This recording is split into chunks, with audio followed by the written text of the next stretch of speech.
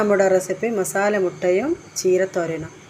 അത് ആദ്യം നമുക്ക് ഒരു ചീനച്ചട്ടി വെക്കുക. അതിന് ശേഷം അതിൽ വെളിച്ചെണ്ണ ഒഴിക്കുക, കടുക് പൊട്ടിക്കുക. ഒരു 5-8 ഉള്ളി, ചെറിയ ഉള്ളി മുറിച്ചിട്ട് അതിലേക്ക് ഇടുക. നല്ലോണം വഴറ്റുക. അത് ചുവന്ന നിറം പോലെ വഴറ്റുക. അതിന് ശേഷം നമുക്ക് 2-3 പച്ചമുളക് കീറിയിടുക. അതും മിക്സ് ചെയ്യുക. നല്ലോണം മിക്സ് ചെയ്ത് ഒരു 5 മിനിറ്റ് മിക്സ് ചെയ്തതിന് ശേഷം ചീര ഇടുക. ചീര ഇട്ട് അതിൽ ഉപ്പിടുക, ഒരു പിഞ്ച് മഞ്ഞൾപ്പൊടി ഇടുക. മഞ്ഞൾപ്പൊടി ഇട്ടതിന് ശേഷം അതൊന്ന് മിക്സാക്കുക. മിക്സ് ചെയ്യുന്ന കൂട്ടത്തിൽ പിന്നെ ഈ ചീരക്ക് നല്ല വേവുണ്ടാവും.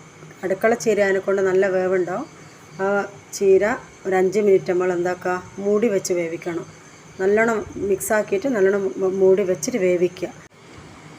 സബ്സ്ക്രൈബ് ചെയ്യാനും ബെല്ലൈക്കൺ ഞെക്കാനും കമൻ്റ് ഇടാനും മറക്കല്ലേ, ഷെയർ ചെയ്യാനും മറക്കല്ലേ. നിങ്ങളെ കമൻ്റാണ് എനിക്ക് മുന്നോട്ട് വീഡിയോ കൊണ്ടുപോകാനുള്ള പ്രചോദനം. അതിനുശേഷം അതിൽ തേങ്ങ ഇടുക. തേങ്ങ ഇട്ടിട്ട് നല്ലോണം മിക്സ് ചെയ്യുക. അങ്ങനെ മിക്സ് ചെയ്തതിന് ശേഷം നമ്മുടെ ചീരത്തോരൻ റെഡി. ഇനി നമ്മൾ അടുത്ത റെസിപ്പിയിലേക്ക് പോകാം. അതിനുശേഷം ചീനച്ചട്ടി വെക്കുക. അതൊന്ന് ചൂടായെന്ന് കണ്ടാൽ നമ്മൾ വെളിച്ചെണ്ണ ഒഴിക്കുക. വെളിച്ചെണ്ണ ശേഷം ഒരു മുട്ട പൊട്ടിച്ചൊഴിക്കുക. അത് പിഞ്ച് മഞ്ഞൾപ്പൊടി ഇടുക, ഉപ്പിടുക. ഉപ്പിട്ടതിന് ശേഷം കുറച്ച് 1/4 ടീസ്പൂണ് മുളക് പൊടി ഇടുക. മുളക് പൊടി ഇട്ടിട്ട് അത് എല്ലായിടത്തും എത്തുന്ന വിധത്തിൽ ഇതേപോലെ ഇളക്കുക. ഇളക്കി മിക്സ് ചെയ്യുക. നല്ലോണം ഇതേപോലെ ഇളക്കി മിക്സ് ചെയ്യുക. മിക്സ് ചെയ്ത് കുറച്ച് സമയം കഴിഞ്ഞ് അടിഭാഗം വേകുന്നത് വരെ ഒന്ന് നിൽക്കുക. എന്നതിന് ശേഷം എന്താക്കുക, നമുക്കിത് മറിച്ചിടാം.